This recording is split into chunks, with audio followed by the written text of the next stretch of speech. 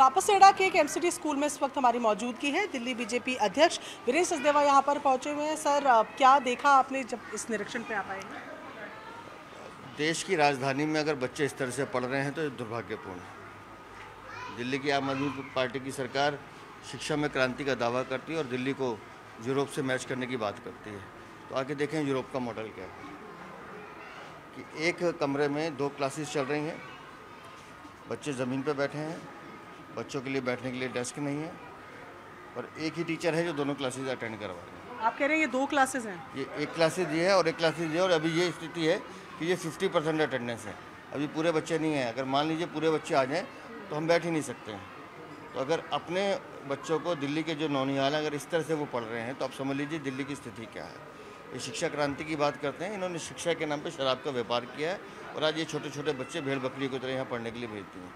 और यहाँ के बाथरूम की हालत देखिए, वो बहुत ही मतलब मैं कह नहीं सकता कि कैसे इन बच्चों को वहाँ छोड़ दिया जाता है। दुर्भाग्यपूर्ण है। दिल्ली में ऐसी स्थिति आम आदमी पार्टी के शासन में जो बहुत बड़े बड़े दावे करते हैं, उन नेताओं को, उन मंत्री को आगे देखना चाहिए कि क्या वो अपने बच्चों को ऐसे बिठा के पढ़ा सकते हैं। एक किसी भी स्कूल की बात की जाए तो डेस्क और बेंच होना बहुत प्राइमरी चीज़ है। ये तो एक ऐसी चीज़ है जो सबसे पहले डेस्क आते हैं, उसके बाद बच्चे आते हैं।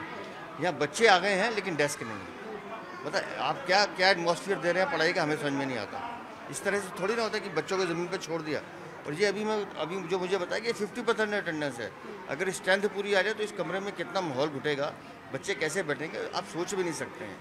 और गंभीर विषय हम उसको एनसीपीसीआर में लेके जाएंगे। एनसीपीसीआर में कंप्लेंट करेंगे? बिल्कुल कंप्लेंट करेंगे। और ये मतलब इन बच्चों को ऐसे नहीं छोड़ा जा सकता जी। देखिए, पूरी क्लास में आपको जो दिखा रही हूँ 2 हिस्सों में जो बटी हुई है, ये बताया जा रहा है कि एक नहीं बल्कि 2 क्लासेस हैं और वो भी अपनी फुल ऑक्यूपेंसी पे नहीं है। यानी कि अभी बच्चे जो है वो जितने टोटल क्लास में है उतने नहीं हैं।